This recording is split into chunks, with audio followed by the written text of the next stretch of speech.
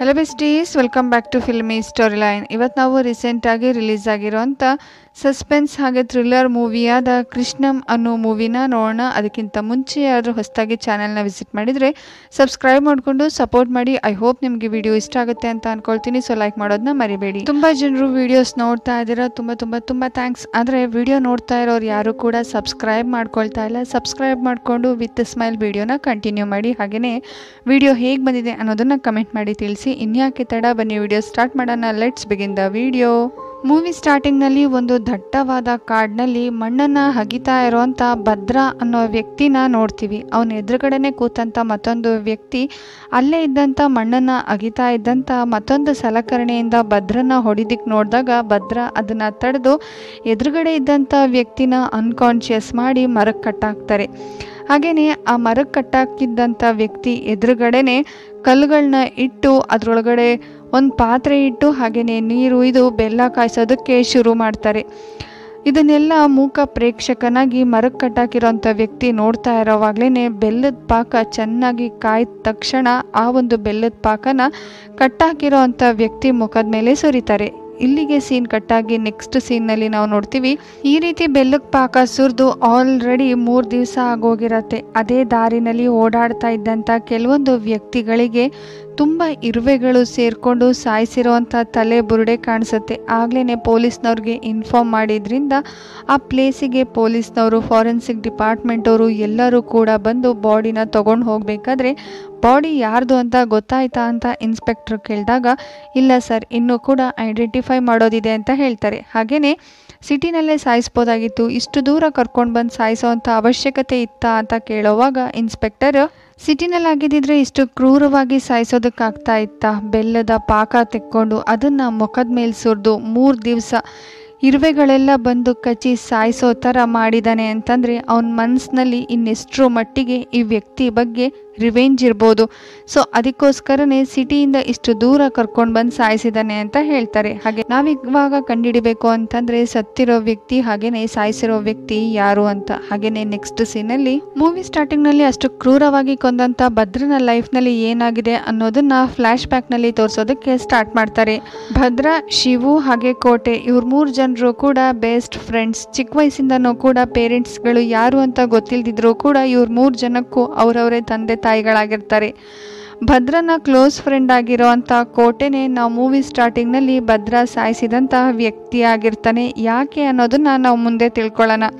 ಹಾಗೆಯೇ 2 ದಿವಸ ಬಿಟ್ಟರೆ ದಸರಾ ಹಬ್ಬ ಇರತ್ತೆ. ಅವತ್ತಿನ ದಿವಸನೇ ಭದ್ರನ ಬರ್ತಡೇ ಅನ್ನೋದು ಗೊತ್ತಾಗತ್ತೆ. ಹಾಗೆಯೇ ಅಲ್ಲೇ ನದಿ ಹತ್ರ ಒಂದು ಫ್ಯಾಮಿಲಿ ನಿಂತಿರೋದನ್ನು ನೋಡಿದಂಥ ಶಿವು ಮುಂದಿನ ವರ್ಷದೊತ್ತಿಗೆ ನಾವು ಕೂಡ ಇದೇ ಥರ ಫ್ಯಾಮಿಲಿಯಾಗಿ ಬಂದರೆ ಎಷ್ಟು ಚೆನ್ನಾಗಿರುತ್ತಲ್ವಾ ಅಂತ ಕೇಳೋವಾಗ ಭದ್ರ ಹಾಗೆ ಕೋಟೆ ಇಬ್ಬರು ಕೂಡ ನಡೆಯೋ ಅಂಥದ್ದು ಮಾತಾಡು ಅಂತ ಹೇಳ್ತಾರೆ. ಭದ್ರ ಹಾಗೆ ಕೋಟೆ ಬಗ್ಗೆ ಹೇಳಬೇಕು ಅಂತಂದರೆ ಅವರಿಬ್ಬರು ಕೂಡ ತುಂಬ ಬೇಜವಾಬ್ದಾರಿತನದಿಂದ ಬದುಕ್ತಾ ಇರ್ತಾರೆ. ಆದರೆ ಶಿವು ಆಗಲ್ಲ, ಅವ್ರದ್ದೇ ಆದಂಥ ಒಂದು ಪ್ರಿಂಟಿಂಗ್ ಪ್ರೆಸ್ನಲ್ಲಿ ಕೆಲಸ ಮಾಡ್ತಾ ಇರ್ತಾರೆ. ಆದರೆ ಭದ್ರ ಮತ್ತು ಕೋಟೆ ದಾಸ್ ಅನ್ನೋ ವ್ಯಕ್ತಿ ಜೊತೆ ಸೇರಿಕೊಂಡು ಗಾಂಜಾ ಸ್ಮಗ್ಲಿಂಗ್ ಎಲ್ಲದೂ ಕೂಡ ಮಾಡ್ತಿರ್ತಾರೆ. ಆದರೆ ಇದು ಶಿವುಗೆ ಇಷ್ಟ ಇರೋದಿಲ್ಲ. ಎಷ್ಟೇ ಹೇಳಿದ್ರು ಕೂಡ ಇದು ಲಾಸ್ಟ್ ಟೈಮು ಅಂತ ಮಾಡ್ತಾ ಇರ್ತಾರೆ. ಹಾಗೆ ದಾಸ್ ಬಗ್ಗೆ ಹೇಳಬೇಕು ಅಂತಂದರೆ ಸಡನ್ ಆಗಿ ಯಾವುದಾದ್ರೂ ಕೇಸ್ಗಳು ಪೆಂಡಿಂಗ್ ಇದ್ದರೆ ಜನಗಳು ಬೇಕಾದರೆ ದಾಸ್ ಹತ್ರ ಬಂದು ಪೊಲೀಸ್ನವರು ಕೇಳ್ತಾ ಇರ್ತಾರೆ. ದಾಸ್ ಕೂಡ ಅವ್ರಿಗೆ ಬೇಕಾದಂಥ ವ್ಯಕ್ತಿಗಳನ್ನ ಅಡ್ಜಸ್ಟ್ ಮಾಡಿ 1-2 ತಿಂಗಳು 3 ತಿಂಗಳು ಮಟ್ಟಿಗೆ ಅವ್ರ ಜೈಲಲ್ಲಿ ಇರೋ ಥರ ಅರೇಂಜ್ ಮಾಡಿಕೊಡ್ತಾ ಇರ್ತಾರೆ. ಈ ರೀತಿ ಪೊಲೀಸ್ ಹಾಗೆ ದಾಸ್ ಮಧ್ಯೆ ಕನೆಕ್ಷನ್ ಇರುತ್ತೆ. ಹಾಗೆಯೇ ಈಗ ದಾಸ್ ಭದ್ರ ಹಾಗೆಯೇ ಕೋಟೆನ ಕರೆಸಿ ಗಾಂಜಾನ ಒಂದು ಪ್ಲೇಸಿಂದ ಮತ್ತೊಂದು ಪ್ಲೇಸಿಗೆ ತೊಗೊಂಡು ಹೋಗಿ ಕೇಳ್ತಾರೆ. ಆದರೆ ಅದೇ ಹೂವಿನ ಮಾರ್ಕೆಟ್ನಲ್ಲಿದ್ದಂಥ ಮತ್ತೊಂದು ಮೈಕಲ್ ಟೀಮು ಅದನ್ನು ತಡೆಯೋದಕ್ಕೆ ಪ್ರಯತ್ನ ಪಡ್ತಾ ಇರ್ತಾರೆ. ಪೊಲೀಸವ್ರಿಗೆ ಇನ್ಫಾರ್ಮೇಷನ್ ಕೊಡ್ತಾ ಫೈನಲಿ ಭದ್ರನ್ಗೆ ಗೊತ್ತಾಗತ್ತೆ ಈ ರೀತಿ ಇನ್ಫಾರ್ಮೇಷನ್ ಕೊಡ್ತಾ ಇರೋದು ಮೈಕಲ್ಲೇ ಅಂತ. ಆಗ್ಲೇ ಮೈಕಲ್ ಹತ್ರ ಬಂದಂಥ ಭದ್ರ ಅವನನ್ನು ಫಾಲೋ ಮಾಡ್ಕೊಂಡು ಬರ್ತಾ ಇದ್ದಂಥ ಪೊಲೀಸವ್ರಿಗೆ ಮೈಕಲ್ಲು ಕೂಡ ಈ ರೀತಿ ಗಾಂಜಾನ ಸ್ಮಗ್ಲಿಂಗ್ ಮಾಡ್ತಾ ಇದ್ದಾನೆ ಅನ್ನೋದನ್ನ ಆಧಾರ ಸಮೇತವಾಗಿ ಇಟ್ಕೊಟ್ಬಿಡ್ತಾನೆ. ಇದರಿಂದ ಮೈಕಲ್ಗೆ ಭದ್ರನ ಮೇಲೆ ತುಂಬಾನೇ ಕೋಪ ಬರುತ್ತೆ. ಆದರೆ ಮೈಕಲ್ ಸಿಗಾಕೊಂಡಿದ್ದ ಖುಷಿನ ಇವರೆಲ್ಲರೂ ಕೂಡ ಸೆಲೆಬ್ರೇಟ್ ಮಾಡೋವಾಗ ಅಲ್ಲಿಗೆ ಬಂದಂಥ ಶಿವುನ ನೋಡಿದಂಥ ದಾಸ್ ಅಲ್ಲಿಂದ ಹೊರಟೋಗ್ತಾನೆ. ಆದರೆ ಶಿವು ಭದ್ರನ್ಗೆ ಇನ್ಮೇಲಿಂದ ಈ ರೀತಿ ಎಲ್ಲ ಕೆಲಸ ಮಾಡೋದಿಲ್ಲ ಅಂತ ಹೇಳಿದ್ದೆ, ನನ್ನ ಮಾತೇ ಕೇಳಲ್ಲ ಅಲ್ವಾ ನೀನು ಅಂತ ಹೇಳಿ ಬೈತಾ ಅವತ್ತಿನ ರಾತ್ರಿ ಶಿವುನೇ ಭದ್ರನ್ಗೆ ಊಟ ಮಾಡಿಸಿ ಮಲಗಿಸ್ತಾನೆ. ಹಾಗೆಯೇ ನಾವು ನೆಕ್ಸ್ಟ್ ಸೀನ್ ನಲ್ಲಿ ನೋಡ್ತೀವಿ ಮೀನಾ ಅನ್ನೋ ಹುಡುಗಿನ. ಬುಕ್ ಬೈಂಡಿಂಗ್ ಶಾಪ್ನಲ್ಲಿ ವರ್ಕ್ ಮಾಡ್ತಾ ತನ್ನ ಅಮ್ಮನಿಗೆ ಹುಷಾರಿಲ್ಲದೆ ಇರೋದನ್ನ ಹೇಗಾದರೂ ಸರಿ ಹುಷಾರು ಮಾಡಬೇಕು ಅಂತ ಸಿಟಿನಲ್ಲೇ ಇರ್ತಾಳೆ ಒಂದು ಗರ್ಲ್ಸ್ ಹಾಸ್ಟೆಲ್ನಲ್ಲಿ. ಹಾಗೆಯೇ ಹಾಸ್ಟೆಲ್ ವಾರ್ಡನ್ನ ಹಸ್ಬೆಂಡು ಯಾವಾಗಲೂ ಕೂಡ ಎಲೆಕ್ಷನ್ನು ಪಾರ್ಟಿ ಅಂತ ಓಡಾಡ್ತಾ ಇರ್ತಾರೆ. ಅವ್ರಿಗೆ ಇವಾಗ ಒಂದು ರೂಮಿನ ಅವಶ್ಯಕತೆ ಇರುತ್ತೆ.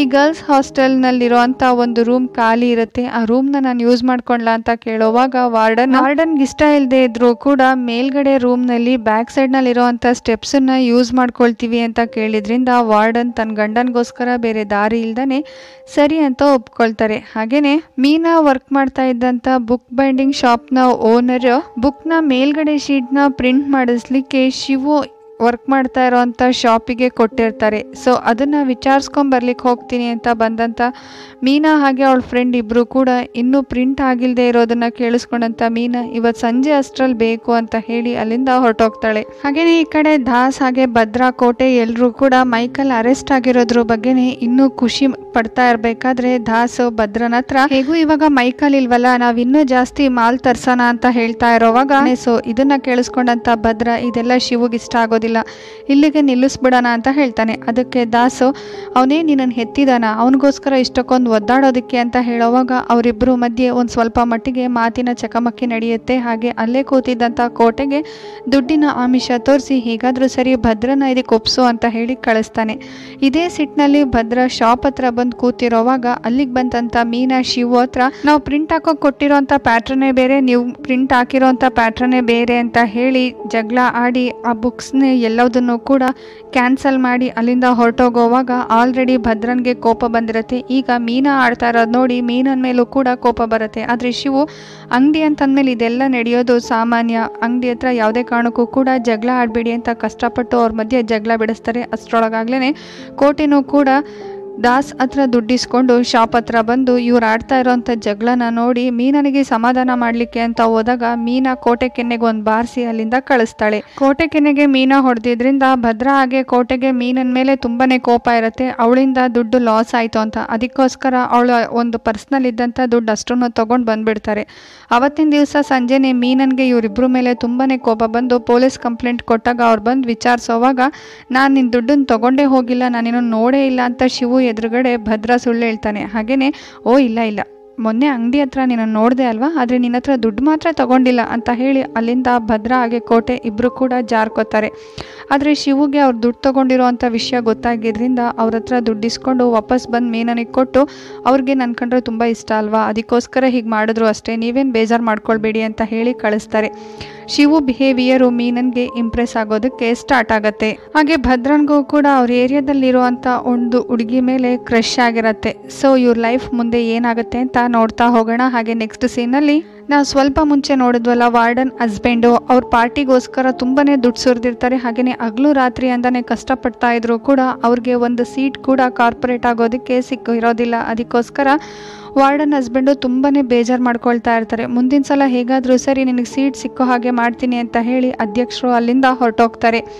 ಹೇಗಾದರೂ ಸರಿ ನಾನು ಈ ಸಲ ಕಾರ್ಪೊರೇಟ್ ಆಗಲೇಬೇಕು ಅಂತ ವಾರ್ಡನ್ ಹಸ್ಬೆಂಡ್ ಬಾಬು ತುಂಬಾ ಟ್ರೈ ಮಾಡ್ತಾ ಇರ್ತಾರೆ. ಹಾಗೆ ನೆಕ್ಸ್ಟ್ ಸೀನಲ್ಲಿ ಫಿಲ್ಮ್ ನೋಡ್ಲಿಕ್ಕೋಸ್ಕರ ಮೀನಾ ಹಾಗೆ ಮೀನನ್ ಫ್ರೆಂಡ್ ಬರ್ತಾರೆ. ಸೊ ಅವರಿಬ್ರಿಗೂ ಕೂಡ ಶಿವುನೇ ಟಿಕೆಟ್ ಕೊಡ್ತಾನೆ. ಇದರಿಂದ ಥಿಯೇಟ್ರಲ್ಲಿ ಟಿಕೆಟ್ ಮಾಡ್ತಾ ಇದ್ದಂಥ ಹುಡುಗರಿಗೂ ಹಾಗೇನೆ ಶಿವು ಫ್ರೆಂಡ್ಸ್ಗೂ ಒಂದು ದೊಡ್ಡ ಗಲಾಟೆನೇ ನಡೆದೋಗುತ್ತೆ. ಶಿವು ತುಂಬ ಕಷ್ಟಪಟ್ಟು ಭದ್ರನ ಆ ಗಲಾಟೆಯಿಂದ ದೂರ ಮಾಡಿಸಿ ನಿನ್ಗೇನಾದ್ರು ಹೆಚ್ಚು ಕಮ್ಮಿ ಆದರೆ ನಾನೇನು ಮಾಡಬೇಕು, ನಮಗೇನಾದರೂ ಬೇರೆಯವ್ರ ಥರ ಮೂರು ಜೀವ ಇದೆಯಾ, ಒಂದೇ ಜೀವ ನಮ್ಮ 3 ಜನದಲ್ದು ಇರೋದು, ಸೊ ನಾವು ಏನೇ ಆದರೂ ಸರಿ ಮುಂದಿನ ಬದುಕಿಗೋಸ್ಕರ ಚೆನ್ನಾಗಿರಬೇಕು ಅಂತ ಮಾತಾಡ್ತಾರೆ. ಸೊ ಇದನ್ನು ನೋಡ್ತಾ ಇದ್ರೆ ಶಿವು ಅವ್ರ ಬದುಕನ್ನು ತುಂಬ ಪ್ರೀತಿಸ್ತಾ ಇರ್ತಾರೆ ಅನ್ನೋದು ಗೊತ್ತಾಗುತ್ತೆ. ಹಾಗೆಯೇ ನೆಕ್ಸ್ಟ್ ಸೀನ್ನಲ್ಲಿ ಮೀನಾ ಸ್ವಲ್ಪ ಮಟ್ಟಿಗೆ ಶಿವುಗೆ ಸೈಟ್ ಕೊಡ್ತಾ ಇರ್ತಾಳೆ.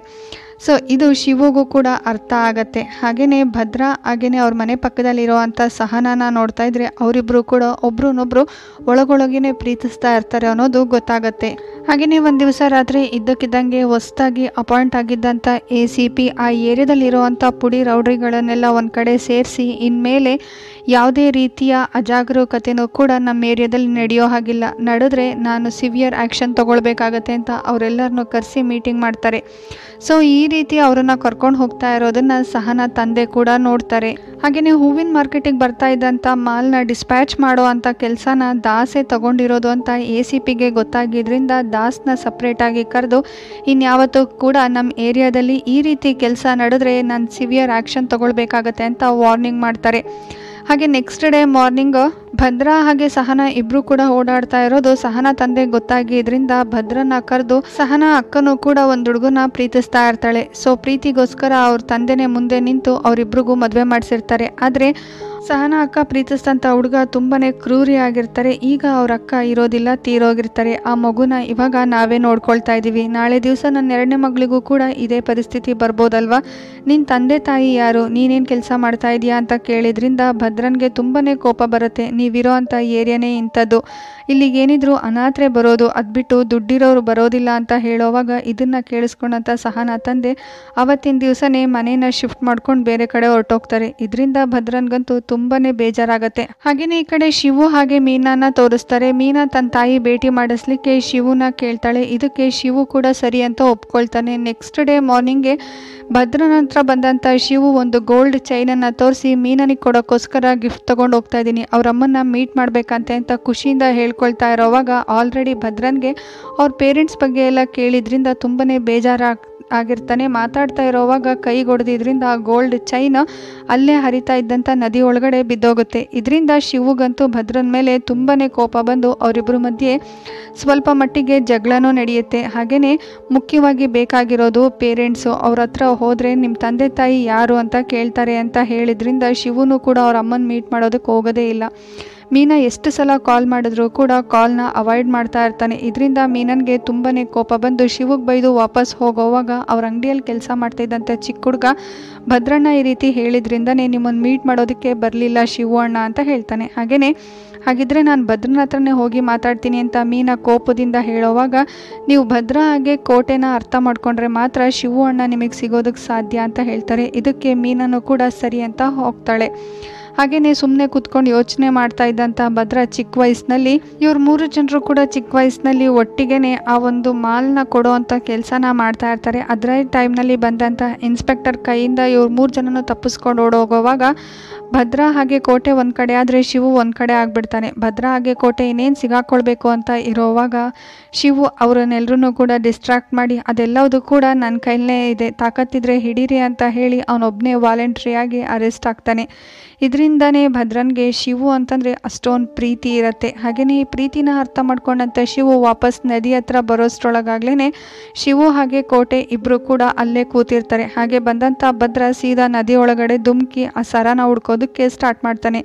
ಎಷ್ಟೊತ್ತಾದರೂ ಕೂಡ ಭದ್ರ ಮೇಲ್ಗಡೆ ಬರದೇ ಇರೋದನ್ನು ನೋಡಿ ಶಿವು ಕೋಟೆನೂ ಕೂಡ ನೀರೊಳಗಡೆ ಧುಮುಕ್ತಾರೆ. ಫೈನಲಿ ಆ ನೀರೊಳಗಡೆ ಆ ಚೈನ್ ಸಿಗತ್ತೆ. ಹಾಗೆಯೇ ಭದ್ರನ ಕೈಗೆ ಪೆಟ್ಟು ಕೂಡ ಆಗಿರುತ್ತೆ. ಸೊ ಮನೇಲಿ ಅವರೆಲ್ಲರೂ ಕೂಡ ಬೇಜಾರು ಮಾಡ್ಕೊಂಡಿರೋವಾಗ ಅಲ್ಲಿಗೆ ಬಂದಂಥ ಮೀನಾ ಭದ್ರನ ಕೈಗೆ ಒಂದು ರಾಖಿನ ಕಟ್ಟಿ ಇನ್ಯಾರಾದರೂ ನಿಮಗೆ ಪೇರೆಂಟ್ಸ್ ಇಲ್ವಾ ಅಥವಾ ತಂದೆ ತಾಯಿ ಇಲ್ವಾ, ಫ್ಯಾಮಿಲಿ ಇಲ್ವಾ ಅಂತ ಕೇಳೋವಾಗ ಒಂದು ಅಮ್ಮ ಹಾಗೆ ತಂಗಿ ಇದ್ದಾಳೆ ಅಂತ ಹೇಳೋದನ್ನು ಮರಿಬೇಡ ಅಣ್ಣ ಅಂತ ಹೇಳ್ತಾಳೆ. ಕೆಲವೊಂದು ಸಲ ಗುಡ್ ಟೈಮ್ ಅನ್ನೋದು ಎಷ್ಟು ಬೇಗ ಹೊರಟೋಗುತ್ತೆ ಅಂತಂದರೆ ಬ್ಯಾಡ್ ಟೈಮ್ ಯಾವಾಗ ಸ್ಟಾರ್ಟ್ ಆಗುತ್ತೆ ಅನ್ನೋದನ್ನೇ ಹೇಳೋದಕ್ಕಾಗೋದಿಲ್ಲ. ಹಾಗೆಯೇ ಮೀನಾನೇ ಭದ್ರ ಪ್ರೀತಿಸ್ತಾ ಇದ್ದಂಥ ಸಹನನ ಜೊತೆಗೆ ಒಂದು ಮಾಡಬೇಕು ಅಂತ ಅಂದ್ಕೊಂಡಿರ್ತಾಳೆ. ಆಗ್ಲೇ ಅವಳಿಗೆ ಬಂದಂಥ ಫೋನ್ ಕಾಲ್ ಅವರಮ್ಮ ಇವಾಗ ಹಾಸ್ಪಿಟಲಲ್ಲಿ ಅಡ್ಮಿಂಟ್ ಆಗಿದ್ದಾರೆ ಅನ್ನೋ ವಿಷಯ ಗೊತ್ತಾಗತ್ತೆ. ಅವರಷ್ಟು ಜನರು ಕೂಡ ಅವ್ರ ಅಮ್ಮನ ಮಾತಾಡಿಸ್ಲಿಕ್ಕೆ ಅಂತ ಮನೆಗೆ ಹೋದಾಗ ಅವರಮ್ಮ ಭದ್ರನ ಹತ್ರ ನೀನೇ ಮುಂದೆ ನಿಂತು ನಿನ್ನ ತಂಗಿ ಮದುವೆ ಮಾಡಬೇಕಪ್ಪ ಅಂತ ಹೇಳಿ ಮಾತು ತಗೊಳ್ತಾರೆ.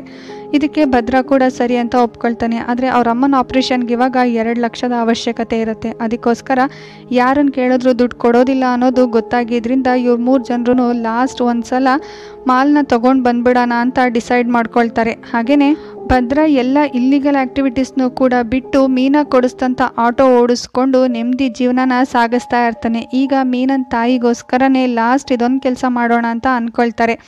ಶಿವನ ಕರ್ಕೊಂಡು ಹೋಗಬಾರ್ದು ಅಂತ ಅಂದ್ಕೊಂಡಿದ್ರು ಕೂಡ ಶಿವು ಫೋರ್ಸ್ಫುಲಿ ತಾನು ಬರೋದಾಗಿ ಹೇಳ್ತಾನೆ. ಆಲ್ರೆಡಿ ಮೈಕಲ್ನ ಪೊಲೀಸ್ನವರು ಹಿಡ್ಕೊಳ್ಳೋ ರೀತಿ ಭದ್ರಾ ಮಾಡಿರೋದ್ರಿಂದ ಅವರೆಲ್ಲರೂ ಕೂಡ ಮಾಲ್ನ ತಗೊಂಡ್ ಬರ್ತಾ ಇದ್ದಾರೆ ಅನ್ನೋ ವಿಷಯ ಮೈಕಲ್ಗೆ ಗೊತ್ತಾಗಿದ್ರಿಂದ ರೋಡ್ ಮಧ್ಯೆನೆ ಕಿರಿಕ್ ಮಾಡೋದಕ್ಕೆ ಸ್ಟಾರ್ಟ್ ಮಾಡ್ತಾನೆ. ಭದ್ರಾ ಎಷ್ಟೇ ಕಂಟ್ರೋಲ್ ಮಾಡ್ಕೊಂಡ್ರು ಕೂಡ ಭದ್ರನ್ ಹುಡುಗಿ ಬಗ್ಗೆ ಮಾತಾಡಿದ್ರಿಂದ ಇಲ್ಲೊಂದ್ ಜೋರ್ ಫೈಟಿಂಗೇ ಈ ರೀತಿ ಫೈಟಿಂಗ್ ನಡೀತಾ ಇರೋವಾಗ ಪೊಲೀಸ್ನವ್ರು ಬಂದ್ಬಿಡ್ತಾರೆ. ಮೈಕಲ್ ಕಡೆಯವ್ರು ಎಲ್ರು ಕೂಡ ತಪ್ಪಿಸ್ಕೊಂಡು ಹೊರಟೋದ್ರೆ ಆಟೋ ಸಮೇತವಾಗಿ ಭದ್ರಾ ಶಿವು ಕೋಟೆ ಸಿಗಾಕೊಂಡ್ಬಿಡ್ತಾರೆ. ಹಾಗೇನೆ ಪ್ರೆಸೆಂಟ್ ಸೀನ್ ನಲ್ಲಿ ಇನ್ಸ್ಪೆಕ್ಟರ್ ಆ ಇಬ್ರು ಕೂಡ ಹೊಡೆದಾಡ್ಕೊಂಡು ಸತ್ತಿದ್ದಾರೆ ಅಂತ ಮಾತಾಡ್ತಾ ಇರೋವಾಗ ಐಆರ್ ಆಫೀಸರು ಅವರಿಬ್ರು ಸೇರ್ಕೊಂಡು ಹೊಡೆದಾಡ್ಕೊಂಡು ಸತ್ತಿರೋದಲ್ಲ, ಅವರಿಬ್ರು ಸೇರ್ಕೊಂಡು ಮತ್ತೊಬ್ಬ ಯಾರೋ ಒಬ್ಬ ವ್ಯಕ್ತಿನ ಸಾಯಿಸಿರೋದು ಅಂತ ಹೇಳ್ತಾರೆ. ಈಗ ರಿವೀಲ್ ಆಗುವಂತ ಟ್ವಿಸ್ಟ್ ಏನು ಅಂತಂದ್ರೆ ಭದ್ರಾ ಕೋಟೆನ ಸಾಯಿಸಿರೋದಿಲ್ಲ, ಅವರಿಬ್ರು ಸೇರ್ಕೊಂಡು ಮತ್ತೊಬ್ಬ ರಾಜಕಾರಣಿಗೆ ಸ್ಕೆಚ್ ಆಗ್ತಾ ಇರ್ತಾರೆ. ಸೊ ಅವ್ರು ಯಾರು, ಈ ರೀತಿ ಸ್ಕೆಚ್ ಆಗ್ತಿರೋದು ಏನಕ್ಕೆ, ಅಲ್ಲಿ ಕೊಂದಿರೋ ಅಂಥವ್ನು ಯಾರು, ಇದೆಲ್ಲದನ್ನು ಕೂಡ ತಿಳ್ಕೊಳ್ತಾ ಹೋಗೋಣ. ಹಾಗೆ ನೆಕ್ಸ್ಟ್ ಸೀನಲ್ಲಿ ಒಬ್ಬ ಮಡಕೆ ಮಾಡ್ತಾ ಇದ್ದಂಥ ವ್ಯಕ್ತಿನ ಬಂದು ಈ ಕೇಸ್ ಬಗ್ಗೆ ವಿಚಾರಿಸೋವಾಗ ಇನ್ನೂ 25 ವರ್ಷ ಸರ್ವಿಸ್ ಇದ್ರೂ ಕೂಡ ನೀನು ರಿಸೈನ್ ಮಾಡಿದ್ಯಾ ಅಂತಂದರೆ ಇವರಿಬ್ರು ಏನು ಮಾಡಿದ್ರು ಅಂಥದ್ದು ಅಂತ ಕೇಳೋವಾಗ ಆ ಮಡಕೆ ಮಾಡ್ತಿದ್ದಂಥವ್ರು ಈ ಮುಂಚೆ ಕಾನ್ಸ್ಟೇಬಲ್ ಆಗಿರ್ತಾರೆ. ಹಾಗೇನೆ ಅವ್ರು ಹೇಳ್ತಾರೆ ಈ ಕೇಸ್ನಲ್ಲಿ ಅರೆಸ್ಟ್ ಆಗಿದ್ದು ಇಬ್ಬರಲ್ಲ 3 ಜನ ಅಂತ. ಇವಾಗ ಭದ್ರಾ, ಶಿವು ಹಾಗೆ ಕೋಟೆ ಲೈಫ್ನಲ್ಲಿ ಅರೆಸ್ಟ್ ಆದಮೇಲೆ ಏನಾಗಿದೆ ಅನ್ನೋದನ್ನ ತೋರಿಸ್ತಾರೆ. ಅವ್ರು 3 ಜನನೂ ಕೂಡ ಅರೆಸ್ಟ್ ಮಾಡಿಕೊಂಡು ಪೊಲೀಸ್ ಸ್ಟೇಷನಲ್ಲಿ ಕರ್ಕೊಬಂದು ಕೂರಿಸಿರ್ತಾರೆ. ಹಾಗೆ ನೆಕ್ಸ್ಟ್ ಡೇ ಮಾರ್ನಿಂಗ್ ಆಗಿದ್ದು ಚಿಕ್ಕ ಜಗಳ ಅಷ್ಟೇ, ಅದರಲ್ಲಿ ಇವ್ರ 3 ಜನದ್ದೇನು ತಪ್ಪಿಲ್ಲ, ಮೈಕಲ್ದು ಕೂಡ ತಪ್ಪಿದೆ. ಸೊ ಅವರೆಲ್ಲರೂ ಕೂಡ ಬಿಟ್ಬಿಡೋಣ ಅಂತ ಮಾತಾಡ್ಕೊಳ್ತಾರೆ. ಹಾಗೇನೆ ದೇವರಿಗೋಸ್ಕರ ಚೆಂಡುವಿನ ಅವಶ್ಯಕತೆ ಇರುತ್ತೆ. ಸೊ ಚೆಂಡು ಇವ್ರು ತಗೊಂಡ್ಬಂದಿರೋ ಅಂಥ ಆಟೋದಲ್ಲೇ ಇರೋದ್ರಿಂದ ಆ ಚೆಂಡುನ ತಗೊಳ್ಳಿಕ್ಕೆ ಅಂತ ಮತ್ತೊಂದು ಕಾನ್ಸ್ಟೇಬಲ್ ಹೋದಾಗ ಇವರಿಷ್ಟು ಜನನೂ ಕೂಡ ಚೆಂಡುನ ಅಲ್ಲ, ಅದರಲ್ಲಿ ಸ್ಮಗ್ಲಿಂಗ್ ಮಾಡ್ತಾ ಇದ್ದಾರೆ ಅನ್ನೋ ವಿಷಯ ಅಲ್ಲಿರುವಂಥ ಇನ್ಸ್ಪೆಕ್ಟರ್ ಎಲ್ರಿಗೂ ಕೂಡ ಗೊತ್ತಾಗೋಗುತ್ತೆ. ಇದರಿಂದ ಅವ್ರು 3 ಜನನು ಬಿಟ್ಟು ಕಳಿಸೋದಿಲ್ಲ. ಇದರಲ್ಲಿ ದಾಸ್ ಕೂಡ ಇನ್ವಾಲ್ವ್ ಆಗಿದ್ದಾನೆ ಅನ್ನೋದು ಗೊತ್ತಾಗಿದ್ದರಿಂದ ದಾಸ್ನ ಸ್ಟೇಷನಿಗೆ ಕರೆಸಿ ಸರಿ ನಿಮ್ಮೆಲ್ಲರ ಮೇಲೂ ಚಾರ್ಜ್ ಶೀಟ್ ಹಾಕಬಾರ್ದು ಅಂತಂದರೆ 2 ಲಕ್ಷ ಈಗಲೇ ತಂದ್ಕೊಡು ಅಂತ ಕೇಳ್ತಾರೆ. ಸರಿ ಅಂದ್ಕೊಂಡು ದಾಸ್ ಅಲ್ಲಿಂದ ಹೋಗಿ 2 ಲಕ್ಷನ ಅರೇಂಜ್ ಮಾಡ್ಕೊಳ್ಳಿಕ್ಕೆ ಅಂತ ಹೊರಟೋಗ್ತಾನೆ. 2 ದಿವಸ ಆದರೂ ವಾಪಸ್ ಬರೋದೇ ಇಲ್ಲ. ಇನ್ಸ್ಪೆಕ್ಟರ್ಗಳು ಕೂಡ ಬೇರೆ ದಾರಿ ಇಲ್ದೇ ಅವರೆಲ್ಲರೂ ಕೂಡ ಕೋರ್ಟಿಗೆ ಸಬ್ಮಿಟ್ ಮಾಡಬೇಕು ಅಂತ ನೋಡ್ತಾ ಇರೋವಾಗಲೇ ಅವ್ರಿಗೊಂದು ಫೋನ್ ಕಾಲ್ ಬರುತ್ತೆ. ಕೋರ್ಟಿಗೆ ಹೋಗ್ತಿದ್ದಂಥ ಗಾಡಿ ಬೇರೆ ಕಡೆ ತಿರುಗಿಸ್ತಾರೆ. ಸೊ ನಾವು ಯಾವ ಕಡೆಗೆ ಹೋದ್ರು ಅಂತ ನೋಡಿದ್ರೆ ಅವರೆಲ್ಲರೂ ಕೂಡ ಇವಾಗ ACP ಅವ್ರ ಮನೆಗೆ ಬಂದಿರ್ತಾರೆ. ACP ಅವರೆಲ್ಲರೂ ನೋಡಿ ಅವ್ರು ಕರ್ಕೊಂಬಂದಿರೋ ಅಂಥ ಇನ್ಸ್ಪೆಕ್ಟರ್ ಕೆನೆಗೊಂದು ಬಾರಿಸಿ ಅಸ್ವಲ್ಲಿರೋನು ಅವಶ್ಯಕತೆ ಇರೋರಿಗೆ ತಿದ್ದಿ ಬುದ್ಧಿ ಹೇಳಬೇಕು ಅಂತ ಹೇಳಿ ಅವರೆಲ್ಲರೂ ಕೂರಿಸಿ ಮಾತಾಡಿಸ್ತಾರೆ. ಹಾಗೆಯೇ ಮೀನನ್ ತಾಯಿಗೆ ಖರ್ಚಾಗಬೇಕಾಗಿರೋಂಥ 2 ಲಕ್ಷನ ತಾನೇ ಕೊಟ್ಟಿರೋದಾಗಿ ಹಾಗೆಯೇ ಆಪ್ರೇಷನ್ ಆಗಿದೆ ಅಂತ ಕೂಡ ಹೇಳ್ತಾರೆ. ದಾಸ್ ಕೂಡ ಇವ್ರ ಮನೆಯಲ್ಲೇ ಇರ್ತಾನೆ. ಹಾಗೆಯೇ ಇವಾಗ ಒಂದು ಕೇಸ್ ಇದೆ, ಆ ಕೇಸಿಗೆ ನಿಮ್ಮ ಅವಶ್ಯಕತೆ ಇರೋದ್ರಿಂದ ನೀವು ಸರೆಂಡರ್ ಆಗಿ ಅಂತ ಹೇಳ್ತಾನೆ. ಆದರೆ ಭದ್ರಾ ಹೇಳ್ತಾನೆ ಸರ್ ಶಿವನ ಇದರಲ್ಲಿ ಇನ್ವಾಲ್ವ್ ಮಾಡಬೇಡಿ, ಶಿವನ್ ಬಿಟ್ಟು ಕಳಿಸಿ ಅಂತ ಹೇಳ್ತಾರೆ. ಆದರೆ ACP 3 ಜನರ ಅವಶ್ಯಕತೆ ಇದೆ, ಅದಕ್ಕೋಸ್ಕರ 3 ಜನನೂ ಕೂಡ ಅರೆಸ್ಟ್ ಮಾಡಲೇಬೇಕು ಅಂತ ಹೇಳಿ ಅವರೆಲ್ಲರೂ ಕೂಡ ವಾಪಸ್ ಸ್ಟೇಷನಿಗೆ ಕರ್ಕೊಂಡು ಹೋಗ್ತಾರೆ. ಹಾಗೆ ನೆಕ್ಸ್ಟ್ ಡೇ ಕೋರ್ಟ್ ಇರುತ್ತೆ. ಕೋಟೆ ಪದೇ ಪದೇ ಕೇಳ್ತಾ ಇರ್ತಾನೆ ಕೇಸ್ ಏನು ಸರ್ ಅಂತ. ಎಷ್ಟು ಕೇಳಿದ್ರು ಕೂಡ ಲಾಯರ್ ಆಗಲಿ ಇನ್ಸ್ಪೆಕ್ಟರ್ಗಳಾಗಲಿ ಯಾರೂ ಕೂಡ ಕೇಸ್ ಏನು ಅಂತ ಹೇಳಿರೋದಿಲ್ಲ. ಫೈನಲಿ ಜಡ್ಜ್ ಮುಂದೆ ಇವ್ರು 3 ಜನನೂ ಕೂಡ ಕರ್ಕೊಂಬಂದು ನಿಲ್ಲಿಸ್ತಾರೆ. ಹಾಗೆ ಜಡ್ಜ್ ಕೇಳಿದಂಥ ಪ್ರಶ್ನೆಗಳಿಗೆ ದದದ ಪದದೆ ಅನ್ನೋ ರೀತಿ ಉತ್ತರ ಕೊಡ್ತಾ ಇರ್ತಾರೆ. ಹಾಗೆ ಜಡ್ಜ್ ನಿಮಗೆ ಡಿಫೆನ್ಸ್ ಇದ್ದಾರ ಅಂತ ಕೇಳೋವಾಗ ಅವ್ರು 3 ಜನರು ಕೂಡ ಬೇರೆ ದಾರಿ ಇಲ್ದಾನೆ ಇಲ್ಲ ಅಂತ ಹೇಳಿದ್ರಿಂದ ಜಡ್ಜಿ ಶ್ರೀರಾಮ್ ಮೂರ್ತಿ ಅನ್ನೋ ಲಾಯರನ್ನ ಡಿಫೆನ್ಸ್ ಲಾಯರ್ ಆಗಿ ಇವ್ರು 3 ಜನಕ್ಕೂ ಕೂಡ ಕೊಡ್ತಾರೆ. ಹಾಗೆ ಸ್ಟೇಷನಿಗೆ ಬಂದಂಥ ಇವ್ರು 3 ಜನರು ಕೂಡ ಪಾಪ ACP ಎಷ್ಟು ಒಳ್ಳೆಯವರು, ನಾವು ಅವ್ರ ಬಗ್ಗೆ ಸಿಗಾಕೊಳ್ಳೋ ಹಾಗೆ ಮಾಡಿಬಿಟ್ವಲ್ಲ ಅಂತ ಮಾತಾಡ್ಕೊಳ್ತಾ ಇರ್ತಾರೆ. ಹಾಗೆ ನೆಕ್ಸ್ಟ್ ಡೇನೇ ಲಾಯರ್ ಶ್ರೀರಾಮ್ ಮೂರ್ತಿ ಇವ್ರು 3 ಜನನು ಕೂಡ ಮಾತಾಡ್ಸೋದಕ್ಕೆ ಅಂತ ಬಂದಾಗ ನಿಮಗೆ ಕೇಸ್ ಏನು ಅಂತ ಗೊತ್ತಾ ಅಂತ ಹೇಳಿದಾಗ ಇಲ್ಲ ಅಂತ ಹೇಳ್ತಾರೆ. ಎಂಥ ದೊಡ್ಡ ಕೇಸ್ ಏನು ಅಂತ ಕೂಡ ಗೊತ್ತಿಲ್ದಾನೆ ಅದು ಹೇಗೆ ಒಪ್ಕೊಂಡ್ಬಿಟ್ರಿ ಅಂತ ಒಂದು ಫೋಟೋನ ತೋರಿಸ್ತಾರೆ. ಆ ಫೋಟೋ ಬೇರೆ ಯಾರ್ದು ಅಲ್ಲ, ಶಿವು ಪ್ರೀತಿಸ್ತಾ ಇದ್ದಂಥ ಮೀನಂದೇ ಆಗಿರುತ್ತೆ. ಹಾಗೆ ಅವ್ರು 3 ಜನರು ಕೂಡ ಅರೆಸ್ಟ್ ಆಗಿದ್ದ ದಿವಸ ಏನಾಗಿದೆ ಅಂತ ಫ್ಲ್ಯಾಶ್ ಬ್ಯಾಕ್ನಲ್ಲಿ ತೋರಿಸೋದಕ್ಕೆ ಸ್ಟಾರ್ಟ್ ಮಾಡ್ತಾರೆ. ಆಲ್ರೆಡಿ ಮೀನಮ್ಮ ತೀರೋಗಿರ್ತಾರೆ. ಈ ವಿಷಯನ ದಾಸ್ ಹತ್ರ ಹೇಳಿದಾಗ ಸರಿ ಕಣಮ್ಮ ನೀನು ಇಲ್ಲಿರೋದಷ್ಟು ಸೇಫ್ ಅಲ್ಲ, ಈಗಲೇ ಊರಿಗೆ ಹೋಗ್ಬಿಡು ಅಂತ ಹೇಳಿ ಕಳಿಸ್ತಾರೆ. ಮೀನ ತುಂಬ ಬೇಜಾರು ಮಾಡಿಕೊಂಡು ಊರಿಗೆ ಹೋಗೋಣ ಅಂತ ಬರ್ತಿರೋವಾಗ ಊರಿನಲ್ಲೂ ಕೂಡ ಅಮ್ಮ ಇರೋದಿಲ್ಲ, ಇನ್ನೇನು ಮಾಡೋದು ಅಂತ ಹಾಸ್ಟೆಲ್ನಲ್ಲೇ ಉಳ್ಕೊಳ್ಳಿಕ್ಕೆ ಅಂತ ಬರ್ತಾಳೆ. ಹಾಗೆ ಹಾಸ್ಟೆಲ್ನಲ್ಲಿ ಹಬ್ಬ ಇರೋದ್ರಿಂದ ಯಾವ ಹುಡುಗಿನೂ ಕೂಡ ಇರೋದಿಲ್ಲ, ತುಂಬ ಬೇಜಾರು ಮಾಡಿಕೊಂಡು ಕೂತಿರ್ತಾಳೆ. ಹಾಗೆ ಅದೇ ಹಾಸ್ಟೆಲ್ಗೆ ನೆಕ್ಸ್ಟ್ ಡೇ ಮಾರ್ನಿಂಗು ACP ಹಾಗೆ ಮಿಕ್ಕಂಥ ಇನ್ಸ್ಪೆಕ್ಟರ್ಗಳೆಲ್ಲರೂ ಕೂಡ ಬರ್ತಾರೆ. ಹಾಸ್ಟೆಲ್ ವಾರ್ಡನ್ನ ಹಸ್ಬೆಂಡ್ನ ಕೇಳೋವಾಗ ಕಾರ್ಪೊರೇಟ್ ಸೀಟ್ಗೋಸ್ಕರ MLA ಅವರ ಮಗ ತುಂಬಾ ಡಿಮ್ಯಾಂಡ್ಸ್ ಇಟ್ಟ. ಸೊ ನನಗೆ ಅವತ್ತಿನ ದಿವಸ ಏನು ಅನ್ನೋದು ಅರ್ಥ ಆಗಲಿಲ್ಲ. ಆದರೆ ಅವರನ್ನು ಒಂದು ದಿವಸ ಹಾಸ್ಟೆಲ್ಗೆ ಡ್ರಿಂಕ್ಸ್ ಮಾಡಲಿಕ್ಕೆ ಅಂತ ಕರೆದಾಗ ಅವ್ರ ಹಾಸ್ಟೆಲಲ್ಲಿರೋವಂಥ ಹುಡುಗಿರ ಮೇಲೆ ಕಣ್ಣು ಹಾಕಿದ್ದಾರೆ ಅನ್ನೋ ವಿಷಯ ನನಗೂ ಕೂಡ ಗೊತ್ತಾಯಿತು. ಆದರೆ ಹುಡುಗಿರೆಲ್ಲರೂ ಕೂಡ ಹಬ್ಬ ಇರೋದ್ರಿಂದ ಹಾಸ್ಟೆಲ್ನಲ್ಲಿ ಯಾರೂ ಇರಲಿಲ್ಲ.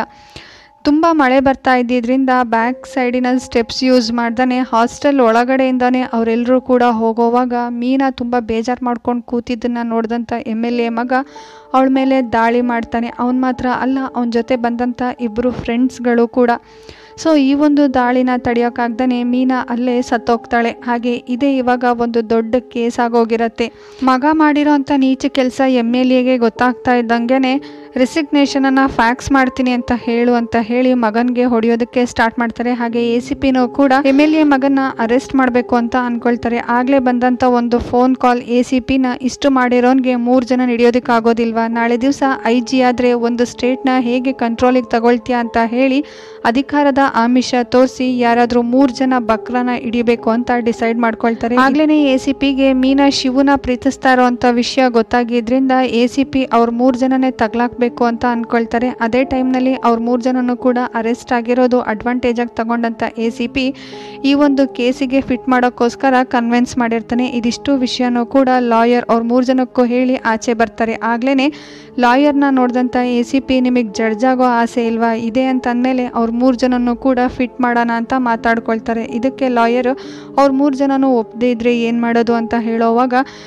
ACP ಅಂತೂ ಅವ್ರ 3 ಜನಕ್ಕೂ ಒಂದು ಟಾರ್ಚರ್ ಮಾಡ್ತಾರೆ. ಅಂತಂದರೆ ಹೇಗಾದರೂ ಸರಿ ಈ ಕೇಸ್ನ ಅವ್ರ 3 ಜನದ ಕೈಲಿ ಒಪ್ಪಿಸ್ಬೇಕು ಅಂತ ಡಿಸೈಡ್ ಮಾಡ್ಕೊಂಡವ್ರೆ ಅವ್ರ ರೀತಿ. ಆದರೆ ಅವ್ರ 3 ಜನನೂ ಎಷ್ಟೇ ಟಾರ್ಚರ್ ಮಾಡಿದ್ರೂ ಕೂಡ ಒಪ್ಕೊಳ್ಳೋದೇ ಇಲ್ಲ. ಫೈನಲಿ ಯೋಚನೆ ಮಾಡಿದಂಥ ACP ಅವ್ರ 3 ಜನನ್ನು ಜಡ್ಜ್ ಹತ್ರ ಕರ್ಕೊಂಡು ಹೋಗಬೇಕು ಅಂತ ಬರ್ತಾ ಇರೋವಾಗ ಮಾರ್ಗ ಮಧ್ಯದಲ್ಲಿ ಗಾಡಿ ನಿಲ್ಲಿಸಿದಂಥ ACP 1000 ರೂಪಾಯಿ 2000 ರೂಪಾಯಿಗೋಸ್ಕರ ಯಾರು ಕರೆದ್ರೂ ಅವ್ರ ಜೊತೆ ಹೋಗುವಂಥ ಹೆಣ್ಣಿಗೋಸ್ಕರ ರೋಡ್ನಲ್ಲಿ ನಿಲ್ಲುವಂಥ ಹೆಣ್ಣಿಗೋಸ್ಕರ ನೀವು ಇಷ್ಟೊಂದೆಲ್ಲ ಒದ್ದಾಡ್ತಾ ಇದ್ದೀರಾ, ಈ ಕೇಸ್ನ ಒಪ್ಕೊಳ್ಳಿ ಅಂತ ಹೇಳಿ ಮೀನನ್ ಬಗ್ಗೆ ತುಂಬ ಹೀನಾಯವಾಗಿ ಮಾತಾಡ್ಬಿಡ್ತಾನೆ. ಸೊ ಇದನ್ನು ಕೇಳಿಸ್ಕೊಂಡಂಥ ಶಿವು ACP ಮುಖದ ಮೇಲೆ ಉಗ್ದಿದ್ರಿಂದ ಟ್ರಿಗರ್ ಆದಂಥ ACP ಗನ್ ತಗೊಂಡು ಅವನ ಹಣೆಗೆ ಟ್ರಿಗರ್ ಒತ್ತೇ ಬಿಡ್ತಾರೆ. ಇದರಿಂದ ಶಿವು ರೋಡ್ನಲ್ಲೇ ಸತ್ತೋಗ್ತಾನೆ. ಇದನ್ನು ನೋಡಿದಂಥ ಭದ್ರಾ ಹಾಗೆ ಕೋಟೆಗಂತೂ ತುಂಬಾ ಶಾಕ್ ಆಗುತ್ತೆ. ಕೋಟೆ ಜೋರಾಗಿ ಅಳೋದಕ್ಕೆ ಸ್ಟಾರ್ಟ್ ಮಾಡಿದ್ರೆ ಭದ್ರಾ ಮೂಕ ಪ್ರೇಕ್ಷಕನಾಗಿ ನೋಡ್ತಾ ಇರ್ತಾನೆ. ಸೊ ಇದನ್ನು ನೋಡಿದಂಥ ACP ಈಗೇನು ನೀವು ಒಪ್ಕೊಳ್ತಿರೋ ಇಲ್ವೋ ಅಂತ ಹೇಳೋವಾಗ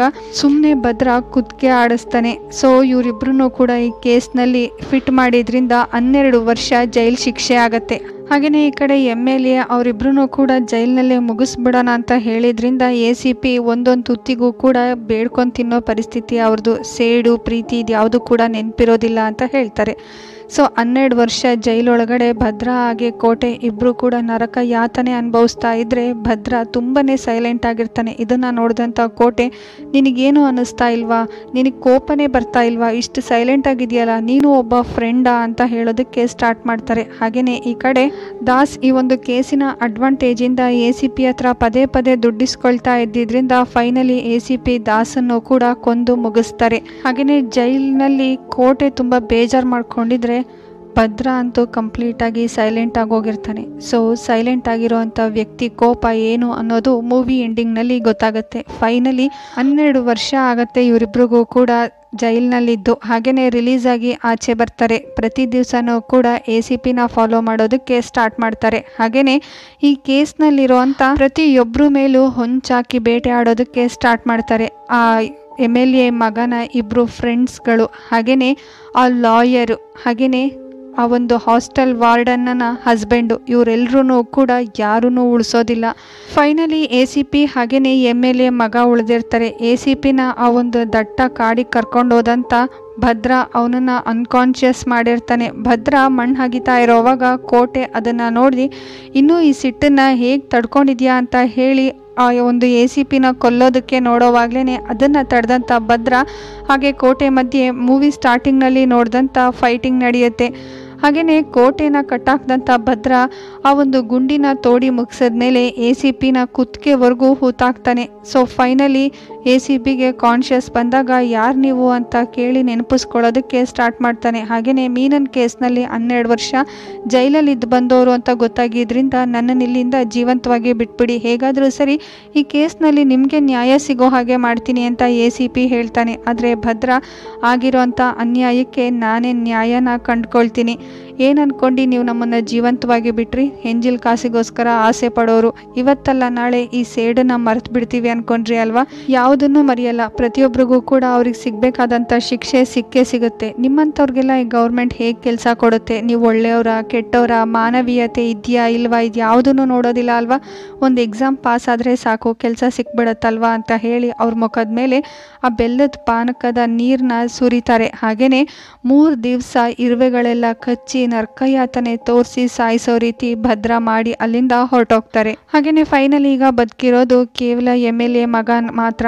MLA ಮಗನ್ನು ಕೂಡ ಹೇಗಾದರೂ ಸರಿ ಸಾಯಿಸಬೇಕು ಅಂತ ಭದ್ರ ಹಾಗೆ ಕೋಟೆ ಇಬ್ಬರು ಕೂಡ ಹೊಂಚಾಕ್ತಾರೆ. ಹಾಗೆ ಫೈನಲಿ ಒಂದು ದೇವಸ್ಥಾನದ ಇನಾಗ್ರೇಷನ್ ಫಂಕ್ಷನ್ಗೆ MLA ಮಗ ಬಂದಿರ್ತಾನೆ. ಆ ಒಂದು ಫಂಕ್ಷನ್ಗೆ ಇವರಿಬ್ಬರು ಕೂಡ ಬಂದಿರ್ತಾರೆ. ಫೈನಲಿ MLA ಮಗನ ಹಿಟ್ಟಾಡಿಸ್ತಂತ ಭದ್ರ ಇನ್ನೇನು MLA ಮಗ ತಪ್ಪಿಸ್ಕೊಂಡು ಹೋಗಬೇಕು ಅಂತ ನೋಡ್ತಾ ಇರೋವಾಗ ಒಂದು ದೊಡ್ಡ ಕತ್ತಿ ತಗೊಂಡು ಅವನಿಗೆ ಚುಚ್ಚಿಡಿತಾನೆ. ಭದ್ರನ ನೋಡಿದಂಥ MLA ಮಗ ಯಾರು ನೀನು ಅಂತ ಕೇಳೋವಾಗ ತಂದೆ ತಾಯಿ ಯಾರು, ನಾವೆಲ್ಲಿ ಹುಟ್ಟಿದ್ವಿ ಅಂತ ಗೊತ್ತಿಲ್ಲದೆ ಇರೋದೇ ದುಃಖ ಅಂದ್ಕೊಂಡಿದ್ವಿ, ಆದರೆ ನಾವು ಯಾರ ಕೈಯಿಂದ ಏತಕ್ಕೋಸ್ಕರ ಸಾಯ್ತಾ ಇದ್ದೀವಿ ಅಂತ ಗೊತ್ತಿಲ್ಲದೆ ಸಾಯೋದೇ ದುಃಖ ಅನ್ನೋದು ನನಗಿವಾಗ ಗೊತ್ತಾಗ್ತಾ ಇದೆ ಅಂತ ಹೇಳಿ ಭದ್ರ MLA ಮಗನ ಚುಚ್ಚಿ ಸಾಯಿಸ್ತಾನೆ. ಹಾಗೆಯೇ ಈ ಕಡೆ ಕೋಟೆನ MLA ಕಡೆಯವ್ರು ಚುಚ್ಚಿ ಸಾಯಿಸ್ತಾರೆ. ಭದ್ರನ್ನು ಕೂಡ ಬದುಕೋದಕ್ಕೆ ಬಿಡೋದಿಲ್ಲ, ಭದ್ರನ್ನು ಕೂಡ ಚುಚ್ಚಿ ಸಾಯಿಸ್ತಾರೆ. ಮೀನಾ ಹಾಗೆಯೇ ಶಿವನ ಕೇಸ್ನಲ್ಲಿ ಇದ್ದಂಥ ಪ್ರತಿಯೊಬ್ಬರು ಕೂಡ ಸತ್ತೋಗ್ತಾರೆ. ಅವ್ರ ಸಾವಿಗೆ ಭದ್ರ ಹಾಗೆ ಕೋಟೆ ಇಬ್ಬರು ಕೂಡ ನ್ಯಾಯ ಒದಗಿಸಿರ್ತಾರೆ. ಮೂವಿ ಕೊನೆಯಲ್ಲಿ ಅವರಿಬ್ಬರು ಕೂಡ ಬದುಕೋದಿಲ್ಲ ಅನ್ನೋದೇ ಬೇಜಾರಿನ ಸಂಗತಿ. ಸೊ ಈ ಮೂವಿ ಕೊನೆಯಲ್ಲಿ ನಿಮ್ಗೇನು ಅನ್ನಿಸ್ತು ಅನ್ನೋದನ್ನು ಕಮೆಂಟ್ ಮಾಡಿ ತಿಳಿಸಿ. ಐ ಹೋಪ್ ನಿಮಗೆ ವಿಡಿಯೋ ಇಷ್ಟ ಆಗುತ್ತೆ ಅಂತ ಅಂದ್ಕೊಳ್ತೀನಿ. ಸೊ ಲೈಕ್ ಮಾಡೋದನ್ನ ಮರಿಬೇಡಿ. ಹೊಸದಾಗಿ ಯಾರಾದರೂ ಚಾನಲ್ನ ವಿಸಿಟ್ ಮಾಡಿದರೆ ಸಬ್ಸ್ಕ್ರೈಬ್ ಮಾಡಿಕೊಂಡು ಸಪೋರ್ಟ್ ಮಾಡಿ. ಫ್ಯಾಮಿಲಿ ಫ್ರೆಂಡ್ಸ್ಗೆಲ್ರಿಗೂ ಕೂಡ ಈ ಒಂದು ವಿಡಿಯೋನ ಶೇರ್ ಮಾಡಿ. ನಿಮ್ಮ ಸಪೋರ್ಟ್ ನನಗೆ ತುಂಬಾ ಇಂಪಾರ್ಟೆಂಟ್. ಇಂಥದ್ದೇ ಒಂದು ಸಸ್ಪೆನ್ಸ್ ಥ್ರಿಲ್ಲರ್ ಮೂವಿ ಜೊತೆಗೆ ಆದಷ್ಟು ಬೇಗ ನಿಮ್ಮ ಮುಂದೆ ಬರ್ತೀನಿ. Still then take care, love you all. Thank you for watching. Bye.